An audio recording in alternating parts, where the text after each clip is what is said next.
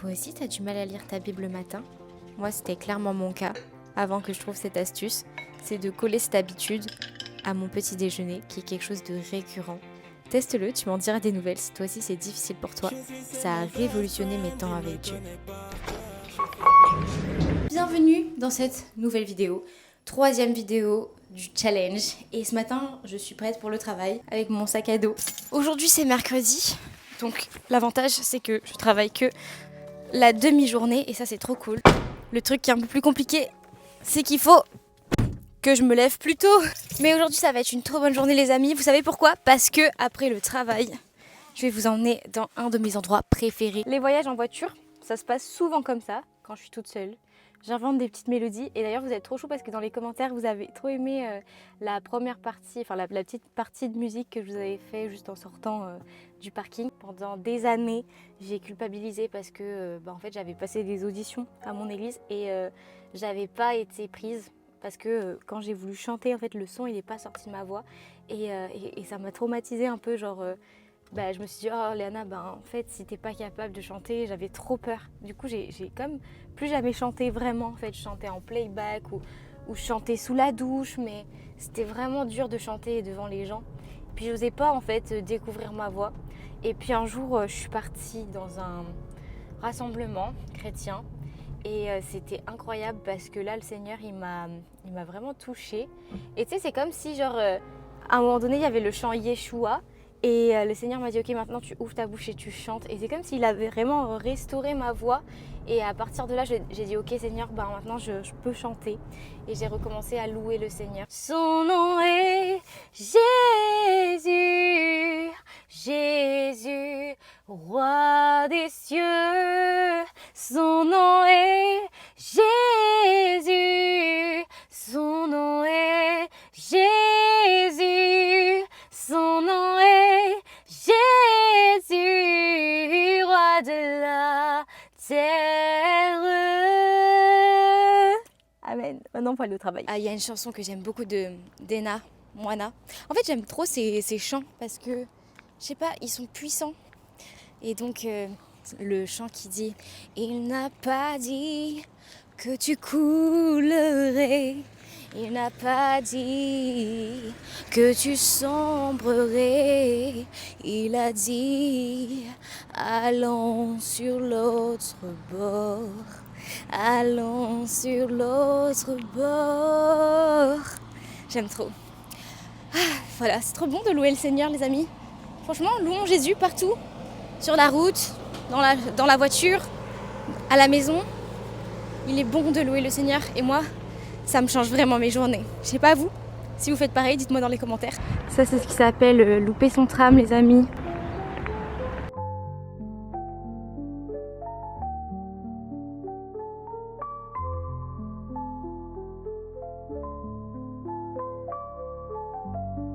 Mais je suis contente, franchement c'est pas évident mais à la fin on est fiers de soi et franchement, je trouve aussi que ça nous aide à vraiment beaucoup progresser. J'ai fait ça l'année dernière. Honnêtement, à la fin, j'étais au bout de ma vie.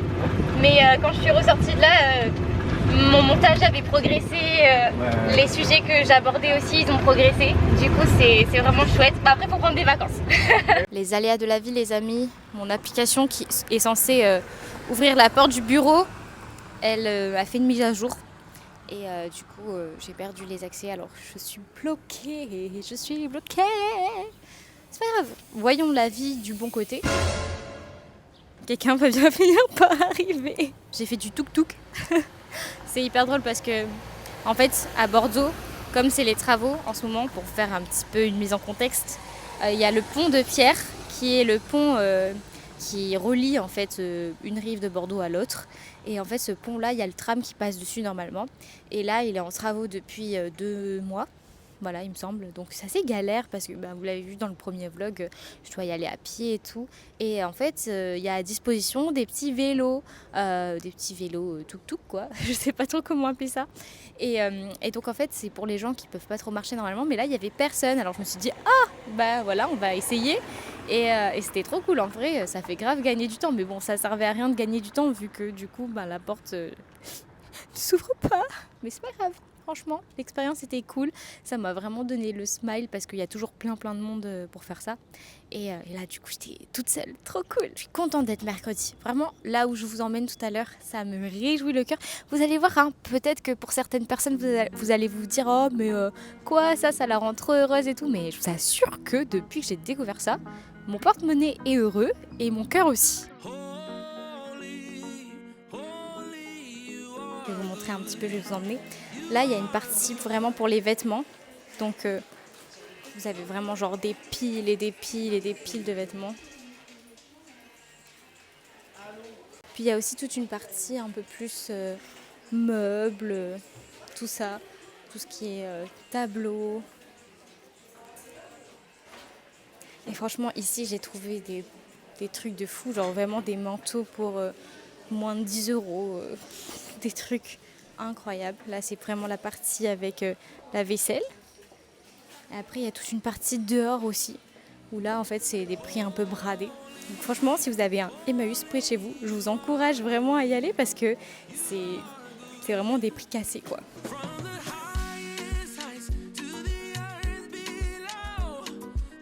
Mon obsession personnelle quand je viens au Emmaüs, dans le rayon vaisselle, c'est la vaisselle bleue et blanche, bleue et blanche. Mais là, je trouve rien. Il n'y a rien de spécial en ce moment. Quand on fait des vlogs pendant un mois, faut apprendre à oublier le regard des gens et juste se dire qu'on est là, on fait notre petit truc dans notre petite bulle. Les gens, ils s'en fichent en réalité. Ils regardent juste un peu par curiosité. Ça y est les amis, je suis rentrée à la maison du Emmaüs. Et pour ceux et celles qui me connaissent, vous savez, mon amour vraiment pour les friperies, c'est un truc de fou. J'y vais souvent, franchement je trouve des trucs de fou. La dernière fois j'ai trouvé un manteau les amis, attendez je vais le chercher. Une de mes plus belles pièces du Emmaüs, ça reste quand même ce manteau. Vraiment, il est magnifique. Je le trouve vraiment fantastique. Je l'ai eu vraiment pour pas cher les amis. Vraiment moins de 10 €. Vraiment. Parce que voilà, il avait des petits défauts, une poche qu'il fallait recoudre, il lui manquait les boutons. Et franchement, c'est de la pure laine. Donc voilà. Ça, c'est vraiment le truc qui me fait kiffer les friperies. Alors aujourd'hui, j'ai rien trouvé d'extraordinaire. Cette petite sacoche, voilà, qui est assez cute. Pour mon mari, elle se suspend. Et c'est ça que j'ai trouvé vraiment drôle. Voilà, il pourra mettre tous ses trucs pour voyager. Comme on part au Jesus Festival dans 2 semaines. Voilà, pour mettre ses petits ustensiles. J'ai trouvé un petit haut hyper cute avec des boutons en forme de coquillage. Bon, faut l'imaginer avec un petit short, avec un petit jeans, mais it's giving cute. Comment ne pas aimer le Emmaüs quand on trouve des pépites comme ça? Et je vous en parle parce que, voilà, on est entre nous. Mais franchement, j'espère que les pépites perdureront encore avec les années. Parce que le truc, c'est que comme maintenant, il y a des vintage et des choses comme ça, les gens n'osent plus vraiment donner leurs trucs, ils préfèrent les vendre. Donc, il y a de moins en moins de qualité dans les Emmaüs et tout ça. On arrive à la fin de cette vidéo. La petite leçon du soir. Je sais que vous attendez la petite leçon de cette vidéo. Et franchement, j'aime bien faire mes vidéos avec les leçons actuelles. C'est-à-dire que c'est pas des trucs que je vais préparer en avance, mais à chaque jour que je fais un vlog, à chaque jour je fais une vidéo, je vous partage vraiment le truc que le Seigneur m'a enseigné. Comme ça, c'est authentique. Comme ça, c'est un truc sur le vif du truc, du sujet, quoi, vraiment. Et donc voilà, l'anxiété, c'était pareil. Quand on se pose les questions, la vidéo d'hier, c'était vraiment quand on se pose les questions de « Seigneur, quel est le sens de ma vie, jusqu'à quand ça va continuer, etc. » Et aujourd'hui, j'aimerais encourager quelqu'un. Peut-être que toi, dans ta tête, tu te dis « Mais oh, il y a un moustique. Non. Ah !» Donc, tu te dis pas dans ta tête « Il y a un moustique », mais peut-être que toi, dans ta tête, t'es là en mode « Il n'y a qu'une solution. Il n'y a qu'une solution à cette situation. » Et si je peux t'encourager, je vais te raconter une histoire. une histoire que j'ai vécue il y a quelques années. Et c'est l'histoire de ma rencontre avec mon mari. Donc je te l'ai déjà raconté si tu as regardé le vlog de l'été dernier. Mais je vais zoomer sur un aspect en particulier qui est vraiment très parlant. Quand mon mari et moi, on s'est rencontrés, il n'était pas chrétien, ok. Je suis tombée amoureuse de lui quand c'était mon meilleur ami, j'avais pas prévu ça, etc. Donc, bref, je vis la trahison avec Dieu en mode Seigneur, mais pourquoi il n'est pas chrétien? Je suis tombée amoureuse de lui, c'est injuste, non, non, non. Et là, Dieu, il me dit, sépare-toi de lui, ok. Donc, moi, dans ma tête, je me dis, mais c'est fini, quoi. Enfin, Dieu, il a dit non, je vais plus jamais retrouver quelqu'un comme ça. Donc voilà, dans mon cœur, dualité extrême, où vraiment j'ai la boule au ventre de me dire, mais c'est bon quoi, je passe à côté de ma vie. Mais je faisais quand même confiance à Dieu. Et là, ce qui se passe, c'est que je vis ma vie, je finis le lycée, parce qu'à l'époque, on était au lycée tous les deux. Donc moi, je termine la terminale, lui, il était déjà parti. Pendant 2 ans, on se parle plus, ok. Il rencontre Jésus dans son travail, avec un collègue. Il vit sa vie, et puis là, il décide de me reparler. Donc moi, je suis hyper heureuse, parce que c'était l'amour de ma vie, donc bien sûr que même 2 ans après, j'étais toujours amoureuse de lui. Et il me dit, voilà, j'ai rencontré Jésus, on se remet à parler. Moi, dans ma tête, je suis là en mode, c'est bon, on va pouvoir se mettre ensemble et tout. Et là, Jésus dit, non. Là, je suis en mode, mais comment ça, non, Seigneur? What? Il y a tout qui est aligné là, je comprends pas, Seigneur. Et là, il me dit non, sans plus de détails, ok? Et là, du coup, on se resépare. 8 mois passent.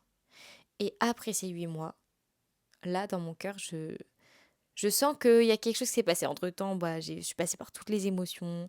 J'ai fait des bêtises, j'en suis pas fière. Enfin, vraiment, c'était la galère. La galère. Parce que tout un tas de trucs que je comprenais pas, tu vois. Mais Dieu, tu es injuste, tout ça, tout ça. 8 mois passent, je remets ma vie en règle avec Dieu. Je dis, ok, Seigneur, c'est bon. C'est bon, j'ai compris. Je reviens à toi. C'est ta volonté. Je te fais confiance. Tu sais ce qui est mieux pour moi. 1 mois après, comme de par hasard, quelqu'un vient me parler de mon mari et me dire que oui, en fait, il m'avait pas oublié, qu'il pensait toujours à moi, etc. Et là, comme ça pop de nulle part, tu sais, genre pile au moment où je remets ma vie en règle avec Dieu. Et là, le Seigneur, il me dit, ok, go. Vraiment, genre de nulle part comme ça. Et là, du coup, on se met ensemble, Dieu bénit, il donne des confirmations. Parce que moi, j'avais dit à Dieu, mais en fait, Seigneur, obligé qu'il y ait des confirmations parce que moi, j'ai pas envie de refaire la même erreur. J'ai pas envie de m'engager émotionnellement et que juste après, tu me dises stop. Donc là, il nous donne plein de confirmations. Sa maman se convertit, sa famille, il y a des guérisons, des choses qui se passent, des réconciliations. Bref, Dieu agit vraiment. Et là où je veux en venir, pourquoi je te raconte tout ça? C'est que parfois Dieu peut te dire non sur l'instant T pour quelque chose, pour un projet, pour un rêve, pour une personne. Mais ça ne veut pas dire que c'est un non pour toujours. En fait, le Seigneur, parfois, il veut travailler notre cœur, travailler notre caractère. Et plus tard, avec mon mari, on a discuté, on s'est dit, mais punaise, pourquoi Dieu, il n'a pas dit oui tout de suite? Si Dieu n'avait pas dit oui, si Dieu n'avait pas dit non plutôt, quand on était au lycée, la foi de mon mari n'aurait pas été sa foi actuelle, parce que peut-être qu'il aurait vécu sa foi, peut-être qu'il aurait jamais rencontré Dieu en fait. Peut-être qu'en étant avec moi, je l'aurais éloigné de sa foi. Ensuite, il a rencontré Dieu dans le cadre de son travail. C'était un bébé quand il m'a contacté. Donc si on avait été ensemble, peut-être qu'il aurait vécu sa foi au travers de moi et pas comme Dieu voulait qu'il la vive dans une relation personnelle avec lui. Et ça, j'ai pu le voir que après. Donc, j'espère que ça t'encourage vraiment en te disant que des fois, c'est pas un non de Dieu, des fois c'est juste un pas maintenant. Et nous, on est bornés. En fait, moi, je suis très binaire. C'est blanc ou noir, c'est oui ou non. Et j'ai du mal à avoir des peut-être. J'ai du mal à avoir du gris. Et donc, peut-être que toi, t'es comme ça aujourd'hui. Mais sache que le plan de Dieu est parfait. Et c'est pour ça que dans la parole de Dieu, c'est écrit « Cherchez le royaume de Dieu et sa justice avant toute chose. Et tout le reste nous sera donné par-dessus tout. » Et en fait, c'est pour ça, avant toute chose, avant de comprendre, avant d'avoir le pourquoi, cherche le royaume de Dieu et tu verras que Dieu va te surprendre. Et franchement, Dieu le fait dans tous les domaines de notre vie, que ce soit pour le travail. Combien de fois j'ai dû sacrifier mon Isaac? Mon Isaac, c'est vraiment le truc qui me tient à cœur, le truc vraiment que Dieu je sais pas, moi le mariage c'était mon Isaac. Depuis mes 14 ans je voulais me marier. Quand je suis tombée amoureuse, c'était dur, tu vois. J'étais là en mode mais what, Seigneur? pendant tout ce temps, j'ai attendu, je me suis préservée, j'ai gardé vraiment ma bouche, genre j'ai embrassé aucun garçon avant lui, c'était le premier que j'ai embrassé, enfin toutes ces choses-là, enfin c'était quelque chose d'important pour moi et Dieu a donné davantage parce que j'ai juste obéi et j'ai juste choisi de lui faire confiance avant de comprendre. Donc j'espère que ça te bénit, ça fait déjà 6 minutes que je parle. En tout cas, que Dieu t'encourage dans ce que tu traverses, fais-lui confiance. Ce que tu vis aujourd'hui, c'est pour le meilleur. Ce que tu traverses en ce moment, c'est pour le meilleur. Dieu a des projets de paix et non de malheur pour ta vie, un avenir et de l'espérance. Et tout ce qu'il te demande de faire, tout ce à quoi il te demande de renoncer aujourd'hui, c'est pour te donner plus demain. Donc on se laisse sur ça, je te fais un gros bisou et on se retrouve demain. Ciao ciao.